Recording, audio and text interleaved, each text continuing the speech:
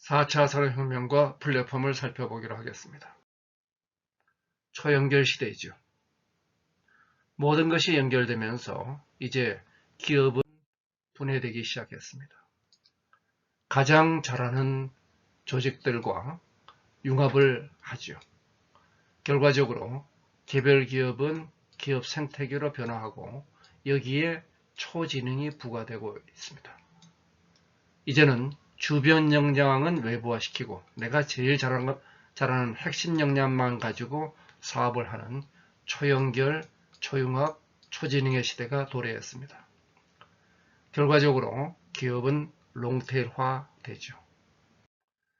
자, 오프라인의 파레토 법칙을 벗어나는 롱테일 경제는 이제 구글, 아마존, 네이버 같은 플랫폼 기업들로 뒷받침되고 있습니다.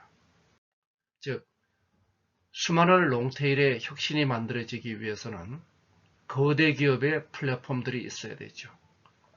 아마존에 있는 제 책을 찾는 것은 지금 당장 찾을 수 있습니다. 근데 팔리는 것은 몇 권 안 팔리죠.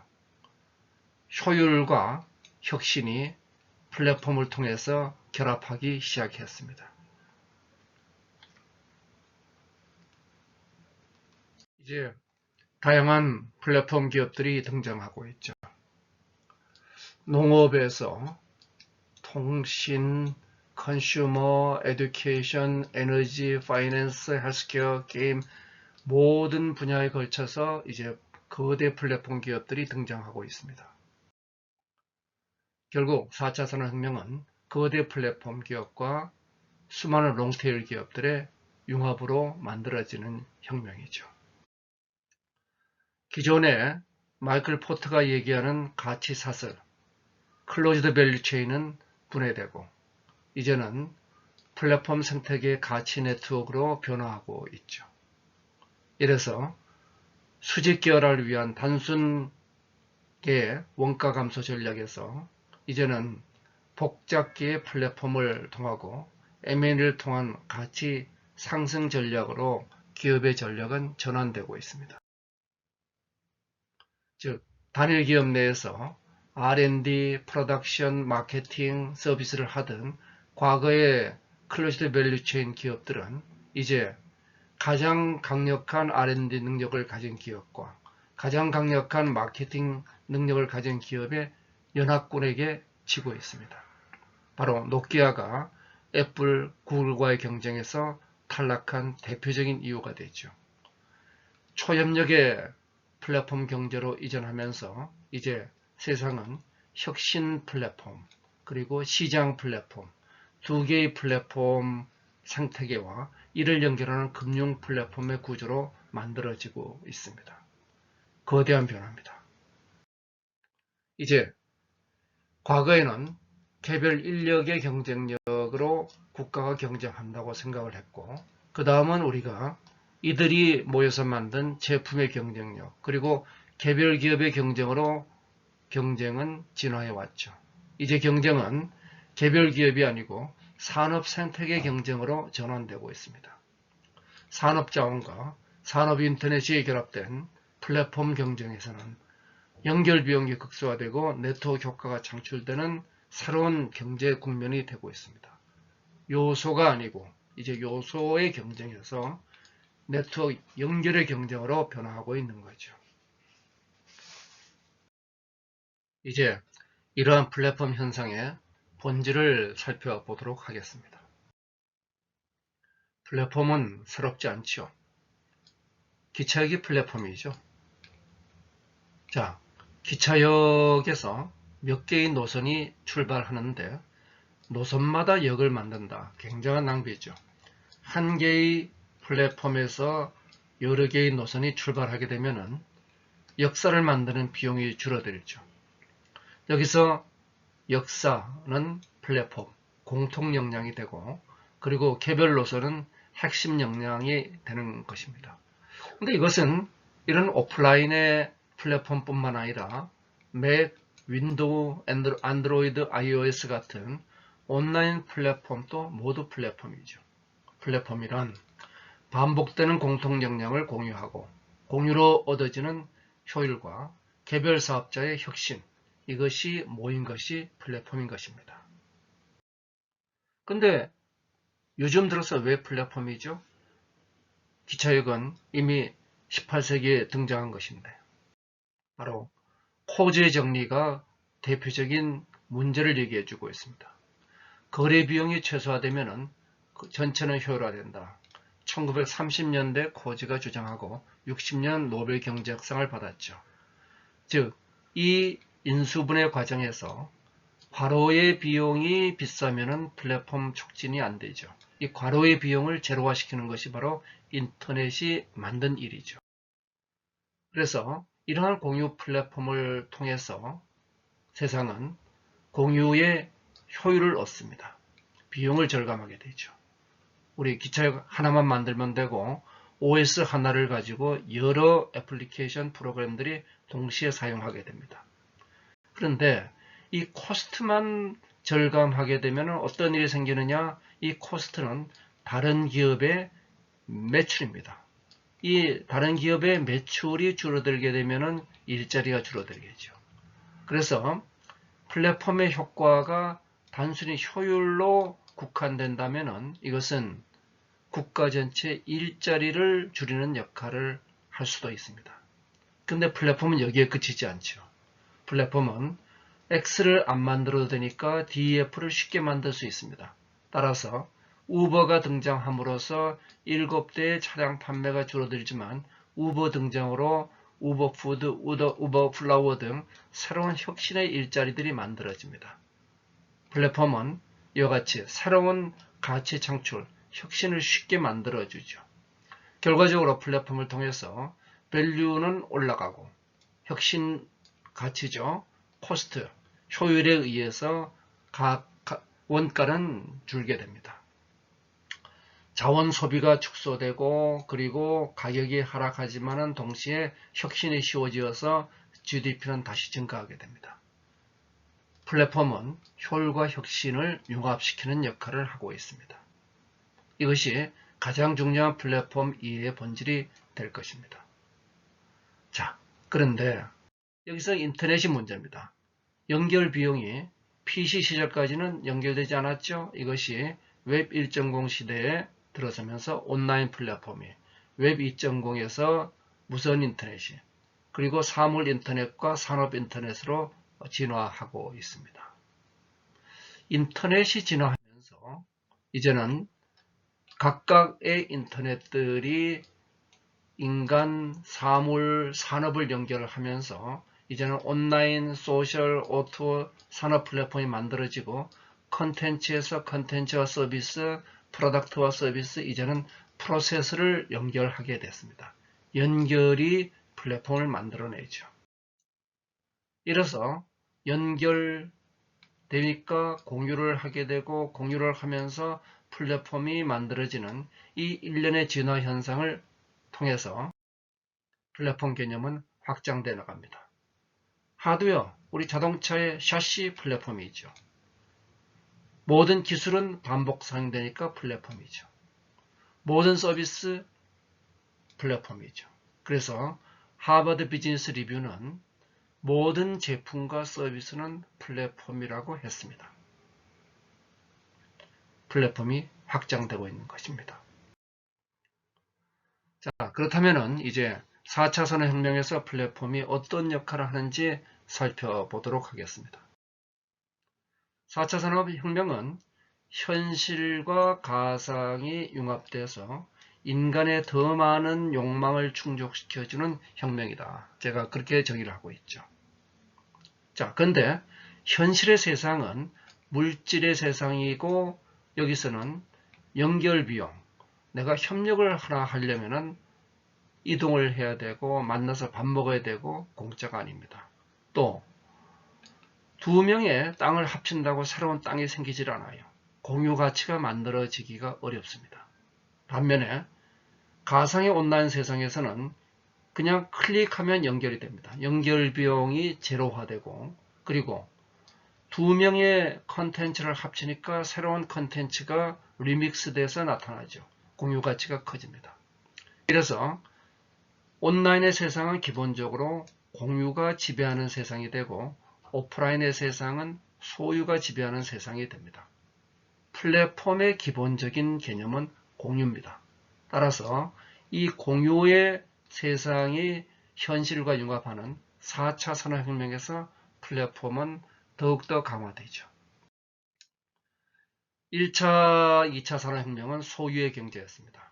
이 소유의 경제에서는 공유 플랫폼이 큰 역할을 못했습니다. 아주 작은 부분을 차지하고 있었죠. 3차 산업혁명이 되면서 온라인의 공유 협력 세상이 생겼습니다. 근데 이 규모를 대략 경제 규모의 5% 정도로 보고 있죠. 그런데 4차 산업혁명에서는 온라인과 오프라인이 합쳐지면서 전체 경제의 절반이 O2O 공유 경제로 바뀔 것이라고 보고 있습니다. 정보와 물질이 분리된 형태에서 다시 통합되기 시작하죠. 그러면서 온라인 세상이 만들어질 때는 오프라인과 떨어져 있는 3차 산업혁명 갈등이 별로 없었습니다. 4차 산업혁명은 온라인의 공유 원칙이 오프라인에 들어오면서 기존 사업자와 갈등이 생기죠. 에어비앤비는 호텔과 우버는 택시와 갈등을 벌이고 있습니다. 이 갈등 조정 능력이 4차 산업혁명의 국가 제도 능력입니다. 참고로 소비자가 강한 국가는 우버가 합법화, 생산자가 강한 국가는 우버가 불법화됩니다. 어느 게 더 중요할까요? 자, 그래서 이제 시장은 인터넷 혁명을 통해서 연결 비용이 감소하고 그리고 지능혁명을 통해서 거래 비용이 감소하면서 공급과 생산이 데이터로 연결되어 있는 공유 플랫폼 경제가 만들어지면서 시장은 이제 단순한 사고 파는 바이어 셀을 넘어서 소셜 이노베이션, 생산과 공급이 공진화하는 구조로 진화하고 있습니다. 연결과 신뢰 한계를 극복하고 정보 협상력의 비대칭을 축소해 가죠. 자, 그러면은 우리는 이러한 플랫폼에서 공유 경제를 바라보도록 하겠습니다. 자, 플랫폼은 무엇인가 공유하는 거죠. 자, 그러려면은 공유 경제를 이해하고 가도록 하겠습니다. 자, 공유 경제는 다양한 이름이 있습니다. 긱 이코노미, 프로슈머, 온디맨드, 소셜 이노베이션, 협력적 소비, 오픈소스. 어느 게 공유경제의 진짜 이름일까요? 공유경제의 전도사라고 자처하는 레이첼 보츠만도 공유경제에는 공유된 정의가 없다고 했습니다. 자, 케이서는 기존에 없는 것을 만들어내는 것이 주특기죠. 그래서 만들어 보았습니다. 케이슨의 쉐어링 이코노미 큐브 모델은 기본적으로 공유의 대상은 정보, 즉 시간이죠. 그리고 물질, 공간이죠. 그리고 관계, 인간. 이 세 가지를 공유합니다. 그러면 공유하기 위해서는 공급의 역할을 하는 측, 수요의 역할을 하는 측, 그리고 이를 연결한 시장이 있죠. 이래서 공유경제를 경제 요소, 즉 주체와 객체를 공유해서 가치 창출과 비용 감소를 이룩하는 활동이다. 이렇게 정의를 했습니다. 자, 이 공유 경제가 어떻게 진화되어 왔는가? 공유 객체를 변화한 걸 보면은 1, 2차 산업혁명은 오프라인 혁명입니다. 거의 공유가 없었습니다. 여기는 기본적으로 소유의 세상이었고 공산주의가 발붙이기 어려웠죠. 그런데 3차 산업혁명을 통해서 이 온라인 공유경제가 만들어졌죠. 5% 정도의 규모가 만들어졌는데 여기서 오픈소스라는 중요한 활동과 온라인 플랫폼이 등장했습니다. 그런데 경제 규모의 5%, 크지 않았습니다. 자, 4차 산업혁명이 되면서 여기서 O2O 공유경제가 세상을 바꾸기 시작했습니다. 이제는 컨텐츠뿐만 아니라 사물이 거래되기 시작합니다. 그리고 협력적 소비와 협력적 생산이 연결되죠. 그 다음 단계로서 우리는 블록체인이 만드는 신뢰를 바탕으로 인간 관계가 공유되기 시작합니다. 대표적인 게 긱 플랫폼이고 프리 에이전트가 프로슈머가 그 연결 역할을 담당하고 있죠. 자, 중요한 것은 이제 정보와 물질과 인간을 공유하기 시작했다는 것입니다. 자, 대표적으로 정보를 공유하는 플랫폼 기업들의 사례들입니다. 이어서 물질을 공유하는 플랫폼 기업들의 사례들, 그리고 관계를 공유하는 플랫폼 기업들의 사례들이죠. 월드 이코노믹 포럼은 2025년도에는 공유경제가 도래할 것이다. 즉, 공유경제는 4차 산업혁명의 핵심입니다. 그리고 그 역할의 중심에 플랫폼이 있는 것이죠. 자, 그러면 플랫폼의 법칙을 살펴보기로 하겠습니다. 우리 다시 한번 볼까요? 플랫폼은 인수분해라고 그랬죠. 자, 그래서 이러한 인수분해를 통해서 공통 요소를 플랫폼화시키는 게 효율을 만들고, 그리고 차별화를 통해서 혁신이 쉽게 만들어지죠. 이래서 효율과 혁신의 가치 창출이 만들어집니다. 즉, value 마이너스 코스트가 극대화되죠. 그러면은 플랫폼은 이러한 가치 창출을 참가자들과 이익 분배를 선순환시키는 구조를 했을 때 비로소 지속 가능한 플랫폼의 법칙이 만들어집니다. 자, 룰이 중요합니다. 2008년도 서비스를 개시했다가 4년 만에 중단한 구글 헬스 같은 경우는 데이터 표준화, 정보 입력 관리 표준 이런 것들이 제대로 안 됐죠. 즉, 룰이 엉망이다 보니까 전체적으로 트러스트가 깨져 버린 겁니다. 자, 그러면은 이러한 플랫폼에 대해서 케이서는 다음과 같은 플랫폼 가치 모델을 제시하고자 합니다. 플랫폼의 가치는 첫 번째가 참여자의 크기입니다.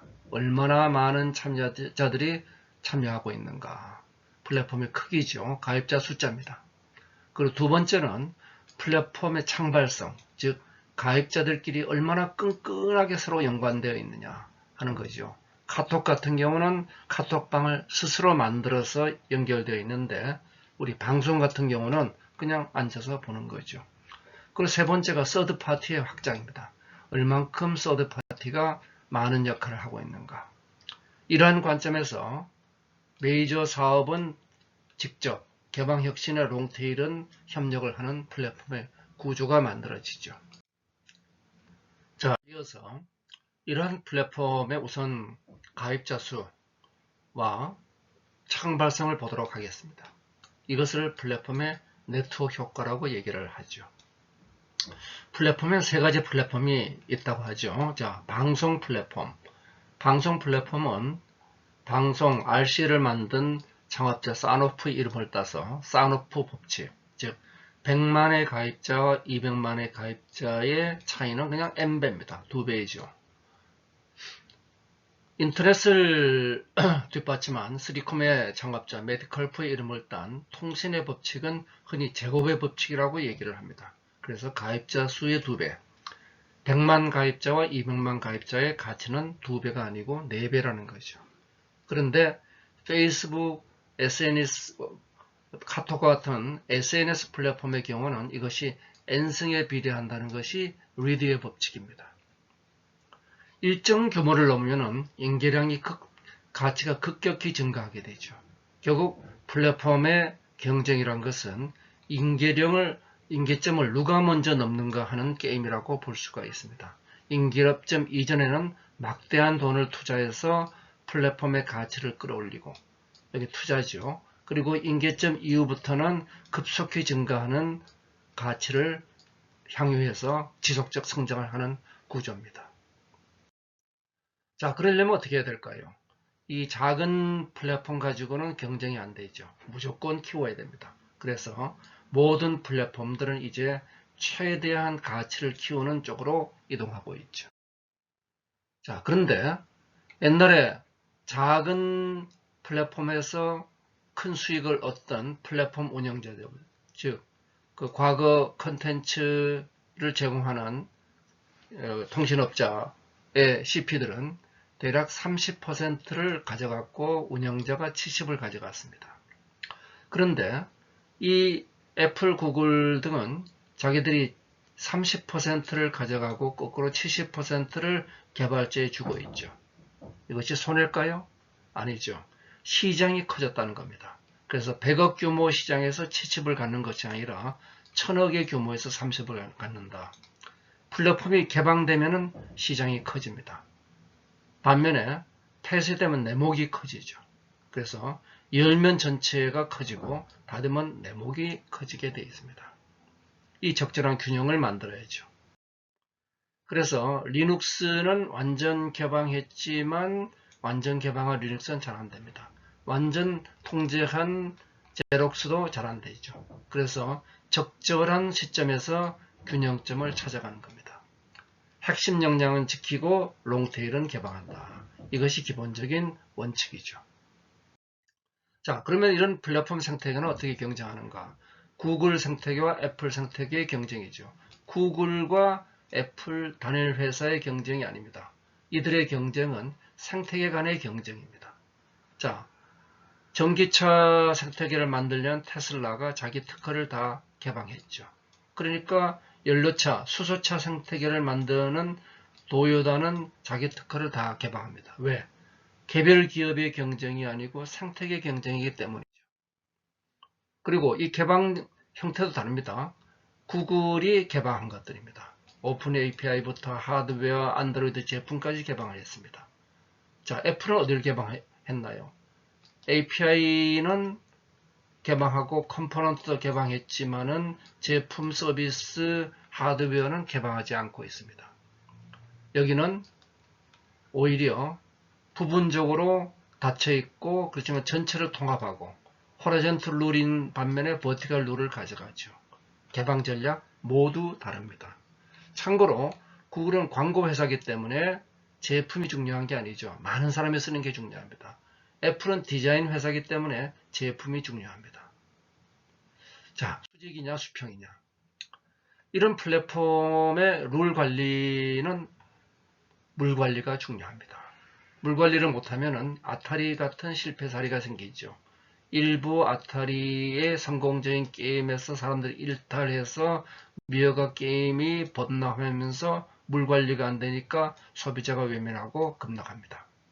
자, 그래서 닌텐도나 아이폰이나 전부 다가 물 관리가 굉장히 중요합니다. 소위 말하는 필터링 시스템을 갖추고 있죠. 플랫폼에 오는 사람들에게 여기 오면 일정 수준의 관리가 된다. 예를 들어서 홍대 클럽에 저 같은 사람을 집어넣으면 안 되는 거죠. 자, 그러면 이제 플랫폼의 가입자 크기에 이어서 무엇을 공유할 것이냐 하는 플랫폼의 공유 문제가 등장하게 됩니다. 공급자와 수요자가 무엇을 공유할 것이냐. 예를 들어서 공항을 한번 볼까요? 공항에는 이와 같은 항공사, 여행사, 상점 같은 공급자, 수많은 이용객들이 있습니다. 이들은 컴포넌트, 공항 비행기, 직원 탑승권, 여권, 리무진 같은 컴포넌트와 이를 이용하는 절차, 예매 절차, 탑승 수송, 면세품 이용, 판매 프로세스, 안전교육 이런 것들을 가지고 있습니다. 즉 플랫폼은 컴포넌트와 룰로 이루어져서 공급자와 이용자를 연결하는 거죠. 이 구조가 바로 컴포넌트와 룰이 공급자와 수요자 사이에 연결되어 있습니다. 각각의 역할은 공급자는 새로운 혁신을 통해서 가치를 만들어줍니다. 수요자들은 많은 사람들이 들어와야지 많이 나눠서 효율이 올라가죠. 그리고 이 사이에 강건성을 제공하는 것이 플랫폼 사업자의 역할입니다. 그러면 이것을 외부와 표준 API라는 제도와 신뢰라는 문화로서 연결됩니다. 이를 통해서 새로운 가치가 만들어지는 거죠. 이런 컴포넌트와 룰을 보면은 제품, 데이터나 소프트웨어 같은 제품과 혹은 시장과 고객 같은 시장과 설비를 공유하는 이런 컴포넌트 요소들이 있습니다. 그리고 룰은 이용하는 방법, 그리고 비용의 배분, 수익의 배분으로 나누어지죠. 자, 이것이 이제 전체 플랫폼 구축의 핵심이 되겠습니다. 자, 그러면 이제 플랫폼 구축 전략을 보도록 하겠습니다. 많은 사람들을 끌어모아서 이들을 끈끈하게 만들기 위해서는 플랫폼은 소비자와 생산자 사이에 가치 교환을 하는 거죠. 어떻게 가치 교환을 통해서 더 많은 가치들을 가져갈 수 있는가. 여기에 이제 핵심 프로세스가 기본 구조는 참여자와 가치 단위와 필터로 구성되어 있습니다. 자, 참여자라 하면 가치 창출, 생산자, 그리고 가치 소비, 소비자. 예를 들어 에어비앤비 같은 경우는 호스트와 게스트가 있죠. 그리고 가치 단위는 교환하는 물질의 가치입니다. 그래서 집을 교환하거나 차량 목록을 교환하죠.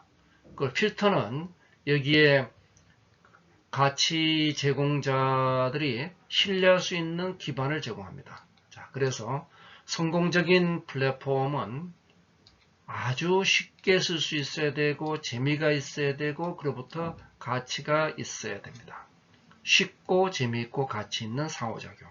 이것이 성공적인 플랫폼의 조건이죠. 자, 그러면 여기서 교환되는 것은 정보, 상품, 통화 형태 같은 게 교환되게 됩니다. 자, 그러면은 이러한 플랫폼을 통해서 필터링과 가치 교환 문제를 보면은 과거 우리 시장의 문제는 판매자와 소비자 사이에 정보의 비대칭이 있었죠. 중고 자동차를 파는데 이 자동차가 좋은지 나쁜지 알 수가 없어요. 의료 서비스를 받는데 내가 함부로 그 서비스를 안 받겠다고 할 수도 없어요. 정보의 비대칭과 협상력의 불균형이 있죠. 자, 이것을 이제 플랫폼 사업자는 평판으로 정보의 비대칭을 축소합니다. 저 에어비앤비 소비자 공급자의 평판은 어떤가? 그리고 의료의 집단지능, 페이션트 라이크 미 같은 걸 통해서 협상력을 균형화시키죠. 공유 플랫폼을 통해서 평판과 데이터 축적으로 비대칭이 축소됩니다. 집단지능화로 협상력이 강화되죠. 자, 이래서 플랫폼 프로세스를 보면은 많이 사람들을 끌어와야 됩니다. 그래서 단일 사용자는 피드백 고리 알고리즘을, 다중 사용자는 생산자 소비자 활동을 활발하게, 그리고 이들을 촉진해야 되죠. 그래서 사용 장벽을 낮춰서 쉽게 만들어주고 그리고 물 관리를 해줘야 됩니다. 그리고 이들을 서로 매칭을 잘 시켜줘야 되는 거죠. 자, 이것을 우리가 그림 그려보면은 앞에서 얘기한 참여자 수, 플랫폼의 창발성, 서드파티 확장성, 이것이 끌어오기, 매칭하기, 촉진하기로 연결되는 거죠. 예를 들어서 동영상 영역의 유튜브와 비메오 같은 경우는 각각이 추구하는 바가 좀 다르죠. 여기는 끌어오고 많은 사람에게 매칭을 잘해주고 여기는 끈끈한 부분을 잘 만들어주는 거죠. 자, 이런 플랫폼이 계속 이제 확대를 해야 됩니다. 그러려면은 외부 효과를 내재화시켜야 됩니다. 그리고 전략적 제휴를 통해 가지고 더 많은 IP를 확보하고 킬러 컨텐츠를 제공해서 소비자 집단을 끌어오죠. 넷플릭스 같은 경우는 하우스 오브 카즈 같은 자기네 킬러 컨텐츠를 플랫폼에도 불구하고 가끔은 직접 만들죠. 우리 한국의 경우에도 옥자를 만든 게 있습니다. 그리고 많은 그 외부의 좋은 가치를 내재화시켜서 가져가죠. 그리고 소비 집단 사이에 교차 보조를 만들어 갑니다. 이런 것들이 플랫폼의 확대 전략이 되겠죠. 그 중에서 교차 보조는 수요자 공급자 사이에 우리가 교차 네트워크를 내부화시키는 역할을 하게 됩니다. 클럽의 경우는 여자가 대체로 남자보다 적죠. 그러면은 여성 무료를 해요. 근데 그 무료 비용을 플랫폼 사업자가 제공하나요? 아니죠. 남자들이 제공합니다. 즉 교차 보조에서 한쪽에서 받아서 다른 쪽에 보조를 해줍니다. 교차 보조 전략이죠. 플랫폼 가격 전략은 흔히 다이내믹 프라이싱 전략이라고 얘기합니다. 단순히 우리가 현재 플랫폼 운영 비용을 비롯한 플랫폼 가격이 아니라 현재 수익을 원가보다 훨씬 낮게 하는 가격 전략을 만들죠. 이런 겁니다. 임기점 이전에는 임기량 돌파 이전에 플랫폼의 가치는 마이너스입니다. 이때 우리가 투자를 해서 사람을 확보하지 않으면 또 끈끈함을 만들지 않으면 이것은 성공할 수가 없죠. 따라서 막대한 투자가 적자임에도 불구하고 이 투자를 끌어내기 위해서는 대부분 플랫폼들이 영리화 되게끔 되어 있습니다. 플랫폼 이후에는 급격한 가치 상승이 일어나고 있죠. 이러한 가치 상승에 추가적인 가치 상승을 하기 위해서 플랫폼들은 M&A로 플랫폼 가치를 올립니다.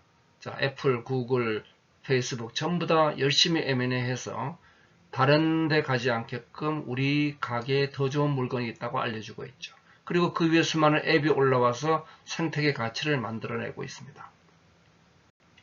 카카오도 메신저에서 게임 금융으로 확대되고 있죠. 예. 자, 그러면 이제 그 다음 문제가 그 만들어진 가치 창출에서 어떻게 가치를 분배할 것이냐 하는 거죠. 자, 가치 창출을 했습니다. 그러면 가치 분배를 해요. 누구한테 제일 먼저 많이 가야 될까요? 당연히 사용자입니다. 이것이 지속 가능한 룰이죠. 그 다음 개발자, 플랫포머들이 가장 적게 가져야 되는데 실제 그러냐가 우리의 퀘스천 마크입니다.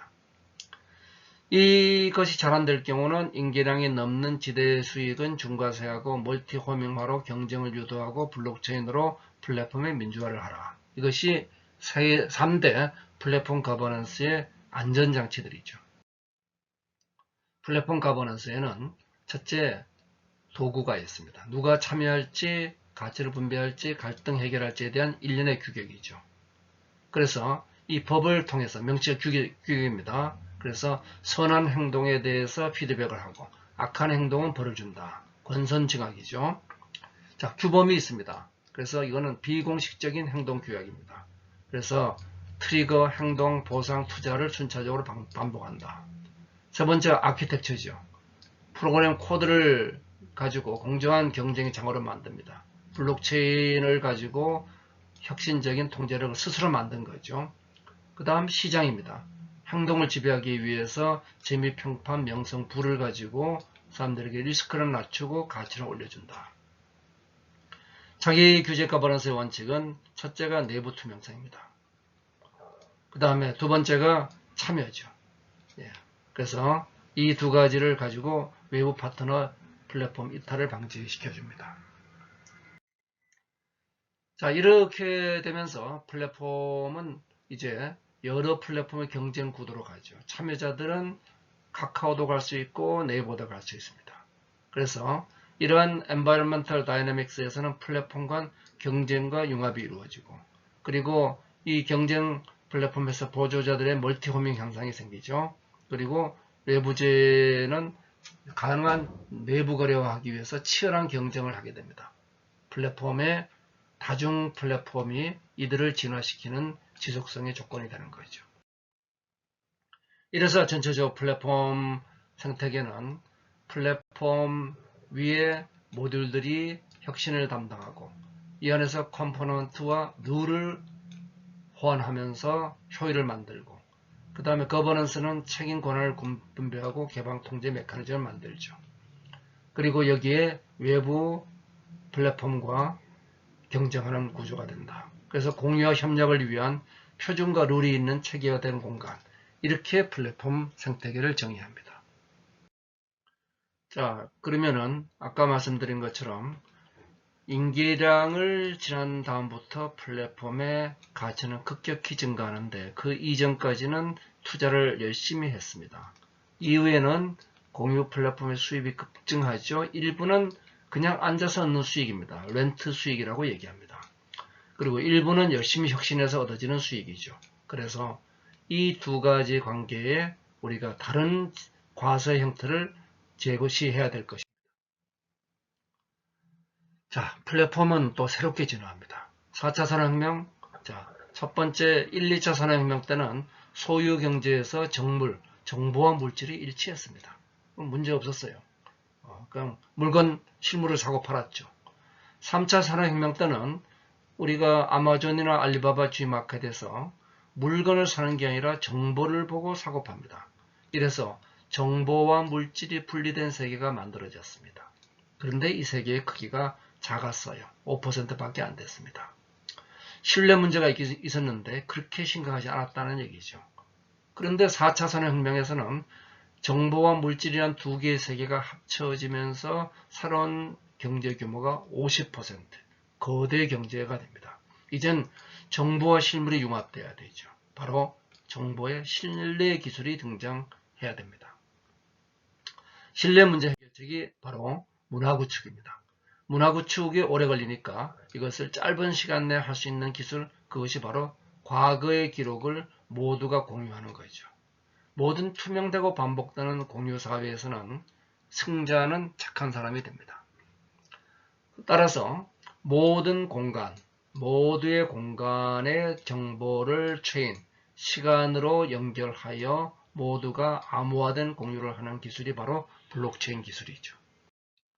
그래서 이제 구글이나 네이버 같이 독과점 플랫폼 사업자가 있는 플랫폼이 독과점 사업자가 없는 플랫폼으로 이동하고 있습니다. 페이스북 대신 스티미시, 그리고 우버 대신 라주즈가 등장하고 있죠.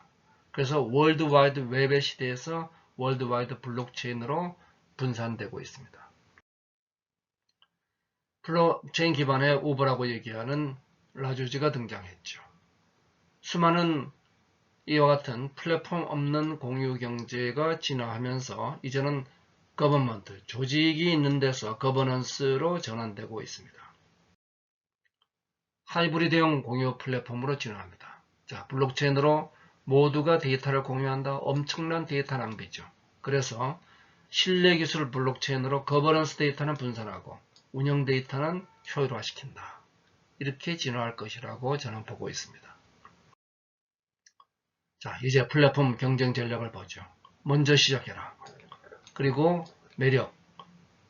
늦게 시작하더라도 매력이 있으면은 페이스북이 마이스페이스를 따라잡은 것처럼 따라잡을 수 있고 네이버가 다음을 따라잡은 것처럼 따라잡을 수 있다. 그리고 빨리 키워라. 그리고 필요하면 빨리 합병을 해서 추가적으로 가치를 만들어라. 플랫폼 붕괴 시나리오는 플랫폼의 양적 성장 과정에서 이 사용자 부족이면은 플랫폼이 실패합니다. 우리 모바일 결제 서비스 동굴 같은 거죠. 물 관리가 잘못되면 실패합니다. 아타리 예를 들었습니다. 그리고 수익화를 잘못하면 실패하죠. 프리첼이 대표적인 예입니다. 그러면 이런 플랫폼 사례들을 보면은 혁신 플랫폼과 시장 플랫폼 두 가지로 대별할 수 있습니다. 자, 혁신 플랫폼은 양면 플랫폼이 아닙니다. 흔히 플랫폼은 양면 플랫폼이다. 틀렸습니다. 플랫폼은 가치를 공유하면 플랫폼입니다. 그래서 혁신 플랫폼은 단면 플랫폼이에요. 기차역 단면이죠. 상점은 양면입니다. 상점은 사는 사람 파는 사람이 있죠. 그래서 시장 플랫폼은 양면이고 따라서 그것은 원래 시장이 양면이기 때문이죠. 자원을 공유하고 연결을 공유합니다. 그래서 이 두 가지가 이제 결합되는 것이 플랫폼 경제입니다. 창업 플랫폼 사례들이 있죠. 퀄키, 타크샤, 킥스타터, 아마존 웹서비스 이를 통해서 창업 비용이 격감했습니다. 2000년도 500만 불이었던 실리콘밸리의 창업이 이와 같은 창업 플랫폼으로 1000분의 1로 줄었어요. 세 가지 주요 팩터죠. 오픈소스, 클라우드, 혁신 플랫폼입니다. 이제는 개별 경쟁에서 협력 생태계 경쟁으로 이전하고 있죠. 그러면서 개별 기업들은 혁신만 가지고 나머지는 아이디어 플랫폼, 개발 플랫폼, 자금 조달 플랫폼, 생산 플랫폼, 유통 플랫폼을 이용해서 창업을 합니다. 창업 비용 이제는 너무나 적어지고 있습니다. 한편 산업 자체는 이제 클라우드 기반의 산업 플랫폼으로 이전하고 있죠. 그래서 우리가 이와 같은 인수분해를 한 번 하는 게 아니라 인수분해를 2단 인수분해를 할 수 있습니다. 플랫폼 위에 플랫폼, 플랫폼 위에 플랫폼, 플랫폼 밑에 메타 플랫폼을 만듭니다. 그래서 우리가 흔히 만들었던 산업별 플랫폼에 산업 플랫폼이 들어오게 되는 거죠. 이런 산업 플랫폼은 반드시 클라우드 중심으로 가게 되어 있죠. 서버는 단일 조직 중심입니다. 반면에 클라우드는 산업 생태계 중심이죠. 이 클라우드로 가는 한국의 로드맵이 지금 문제인 겁니다. 데이터와 클라우드가 4차 산업혁명의 핵심입니다. 클라우드는 그냥 옛날에 집집마다 수도가 있던 데서 이제는 수도관으로 수돗물 먹는 것처럼 클라우드는 개별적으로 우리가 서버를 갖고 있던 것들을 클라우드에서 필요한 만큼 사용하고 돈을 내는 것이죠.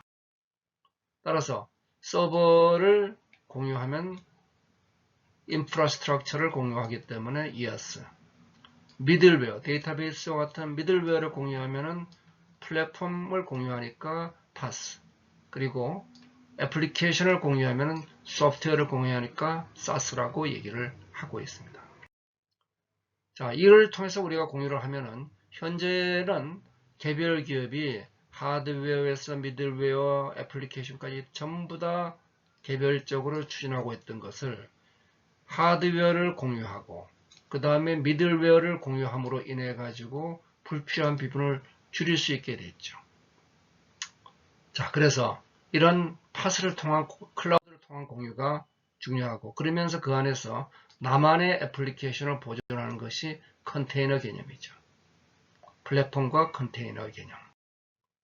자, 글로벌 산업 인터넷은 GE의 프리딕스, 시멘스의 마인드스피어, 보쉬의 IoT 스윗, 셉의 레오나르도 등 많은 산업 인터넷이 등장하고 있습니다. GE의 프리딕스 사례죠. 예, 그래서 많은 산업의 공통적인 부분을 공유하죠. 그래서 여기서 애노멀리 디텍션에 필요한 미들웨어들을 모두 다 공유해서 제공하고 있습니다. 자, 이런 산업 플랫폼 위에 산업별 플랫폼이 만들어지고, 예를 들어서 제조산업, 에너지산업, 헬스케어, 자동차 플랫폼이 만들어지죠. 그 위에 개별 기업의 서비스들이 올라가게 되는 것이 궁극적으로 미래 플랫폼 인더스트리의 구조가 될 겁니다. 제조혁신 플랫폼은 모든 제조가 연결됩니다. 현실의 스마트 공장과 이 가상 공장이 플랫폼을 통해서 연결되죠. 에너지 플랫폼의 사례고, 헬스케어 플랫폼은 애플, 구글, 왓슨, G, 자율주행차 플랫폼은 수많은 스마트 모빌리티 제공자들이 제공하고 있죠. 교육 플랫폼도 빨리 확산되고 있고, 지식재산 플랫폼도 등장하고 있습니다. 스마트홈 서비스 플랫폼엔 주도기업들이 각기 치열한 주도권 경쟁을 하고 있죠. 자, 그렇다면 이제 우리가 성공적인 플랫폼 활용을 위한 플랫폼 전략을 알아보도록 하겠습니다. 크게 있는 플랫폼을 어떻게 활용할 것이냐 하는 플랫폼 전략과 우리 기업을 플랫폼으로 혁신할 플랫폼 혁신 전략, 그리고 플랫폼 사업으로 창업하는 전략 세 가지로 나누어집니다. 핵심 고려사항은 5가지입니다. 첫 번째가 플랫폼을 통해서 어떤 사회 가치를 만드는가, 두 번째는 이 가치를 어떻게 분배하는가, 그리고 미래 가치는 어떻게 될 것이냐, 구축 비용과 수익, 그리고 지속 가능성이 되겠습니다. 첫 번째 활용 전략은 내가 플랫폼을 활용하려면 좋은 플랫폼을 선택해야 되겠죠. 그 플랫폼의 컴포넌트 룰을 이해해야 됩니다. 그리고 자체 고객을 확보하고 궁극적으로 버티컬 플랫폼화한다. 좋은 플랫폼을 선택하기 위해서는 컴포넌트를 내 사업과 시너지를 만드는 컴포넌트 찾아야죠. 플랫폼의 물 관리를 잘해야 되고 기여에 따른 분배율이 좋은가를 봐야 되겠죠. 신뢰가 되어 있는가, 서드파티의 창의성을 존중하는가, 그냥 그 지식재산권을 함부로 가져가지 않는가, 지속성장과 비즈니스 파트너 등을 봐야 될 것입니다. 이렇게 만들어진 플랫폼이 궁극적으로 계속 의존하면 안 되죠. 그래서 나만의 고객을 확보해야 됩니다. 그래서 플랫폼 위에 플랫폼, 버티컬 플랫폼을 만드는 거죠. 이런 버티컬 플랫폼의 많은 사례들이 이 페이스북 위에 만들어진 버티컬 플랫폼들은 인스타그램, 비콘 등 많은 플랫폼들이 있죠. 자, 플랫폼의 전략으로서는 이제 기술 기업에서 시장 기업으로 이제 전환하는 겁니다. 소니 교수가 얘기한 플랫폼 싱킹이 대표적인 예죠. 핵심 공통 요소를 선별해서 나만의 플랫폼을 구축해서 다양한 서비스와 혁신으로 가서 플랫폼 개방을 하는 거죠. 그래서 우리가 갖고 있는 프로덕트와 서비스를 플랫폼화해서 서드파트를 끌어들인다. 그러려면은 우리 1단계는 킬러 컨텐츠를 만든 기업들이 글로벌 마켓에 진출하죠. 그리고 2단계는 이 시장을 공유해서 플랫폼화합니다. 그래서 1단계는 자체 세계화, 그리고 2단계는 개방혁신으로 가는 거죠. 시장을 장악하면 플랫폼 혁신을 가라. 개별기업 플랫폼화에서 이제 기업 생태계로 이동하는 거죠. 그래서 로컬 시장에 머물지 않고 글로벌 시장에 나가서 여러 제품을 단독 혁신하지 않고 여러 기업과 혁신을 공유하는 기업이 되는 겁니다. 이렇게 되면 제품과 서비스를 동시에 하는 플랫폼화 전략을 가져가게 됩니다. 플랫폼 개방으로 플랫폼 생태계를 이동한다. 시장 플랫폼화 전략의 수많은 사례와 요소들이 될 것입니다. 핵심 요소를 선별해서 자신만의 플랫폼을 구성해서 다양한 상품과 생태계를 구성해라. 세 번째는 플랫폼 사업을 내가 창업하는 거죠. 그럼 기회를 발굴해야 되고 업의 본질을 파악하고 인계량 돌파하고 비용 가치를 분석하고 추가 가치를 창출한다. 미래 기회 분석에서는 기본적으로 여러 미래학 기법이 있습니다. 대표적인 게 스티프죠. 사회 변화, 기술 변화, 경제 변화, 환경 변화, 정치 변화. 이것을 키워드가 한국 사회 키워드를 보고 이로부터 사업 기회를 만들어낸다. 예를 들어서 실버 데이터 플랫폼을 만든다. 제조경제 IoT 플랫폼을 만든다. 건설 장비 공유 플랫폼을 만든다. 요트 플랫폼을 만든다. 의료 장비 서비스 플랫폼을 만든다 등등이죠. 전체적으로 플랫폼 경쟁 전략은 일단 먼저 해야 됩니다. 먼저 해야지 커집니다. 플랫폼 경쟁전을 일단 커야 됩니다. 두 번째는 매력이 있어야 됩니다. 세 번째 빨리 키워야 됩니다. 그리고 합병을 할 수 있으면 하고 창발적으로 새로운 가치 M&A를 통해서 만들어내야죠. 할 때 플랫폼 전략은 다음과 같습니다. 첫 번째가 창업 플랫폼을 통해서 창업 비용을 1%로 만들자. 실리콘밸리 사례가 있었죠. 그리고 플랫폼 창업 비즈니스 모델을 보급하자. 혁신 플랫폼을 통해서 중견기업을 재도약시키자. 시장 플랫폼을 통해서 글로벌을 촉진하자. 공정화 플랫폼 개방 정책을 펴고 플랫폼 창업기업의 규제 샌드박스 제도를 도입하자. 글로컬 플랫폼 전략으로 세계시장 진출하고 마지막으로 플랫폼 싱킹을 전 분야에 확산시키자. 감사합니다.